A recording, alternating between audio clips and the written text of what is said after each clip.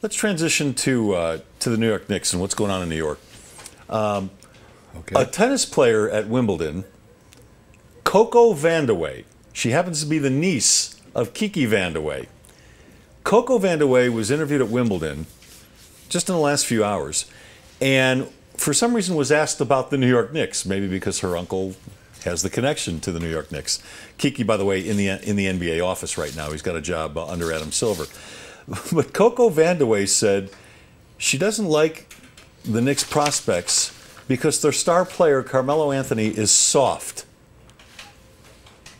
We've been critical of Carmelo in the past. We've been critical of his lack of team play, that he doesn't play defense, etc. But I don't think you or I have ever mentioned the word soft in relation to Melo. You think he's soft?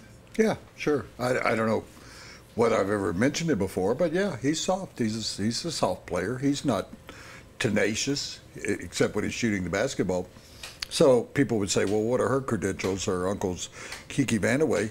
Well, her grandfather was a great star in the NBA. Yeah. Ernie DiGregorio. Ernie Vandeweghe. Yeah. Ernie DiGregorio. Boy, how'd that pop out of my mouth? Ernie DiGregorio Tennessee. was a star in college. Yeah. But there's family. One of the sisters was an outstanding college basketball player. So, I mean, this is a basketball family. Well, and it also makes you think that she might have heard that out of her uncle's mouth. Out of Kiki's mouth. Well, I think she's a world-class athlete. I don't know that she needs Kiki to tell her that he's soft. What we know about him is they talk about the triangle offense. He's not going to know how to run a triangle offense.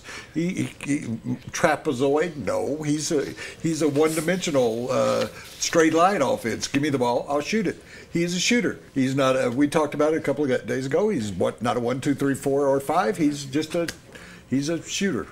He's a shooter. And that's what I guess bothered me more than everything. He never really was interested in adding other dimensions to his game. He didn't really work at defense. He might do it for a quarter.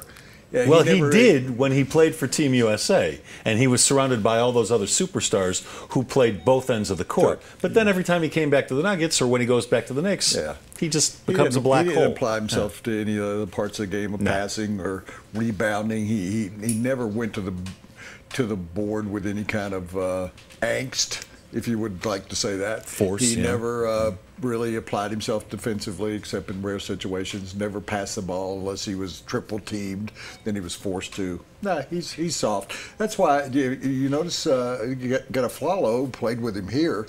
Oh, he signed up for the Knicks. But nobody else will. Yeah, and they won't. Monroe. Nobody ever will. Monroe, who was targeted by the Knicks. Signed with Milwaukee. Signed with Milwaukee. So I'm getting the impression, between the dysfunction of the Knicks, the lousy ownership, the fact that Phil Jackson doesn't seem to have a direction here, and the fact that Carmelo is on the court, I don't know that anybody wants to play with the Knicks right now. Now, other people will tell you, and former Nugget Al Harrington, who also played with the Knicks, was tweeting a lot of this up over the last 12 hours. Who wouldn't want to play in the Mecca, Madison Square Garden, the center of the basketball universe? And I think there are still some guys who might look at New York simply because it's New York. But right now, it doesn't seem like anybody wants to play there. Well, they'll get crappy C-tier type players like the Nuggets. Do you see any of the major players want to go there? No. Oh. They're not. And the best thing that you can sit here and pull for, and you brought it up earlier in the week, is that they're crappy again next year. Why? Nuggets get their draft choice. Yeah. All right, that segment brought to you by John Elway Cadillac of Park Meadows, Colorado's #1 Cadillac dealer.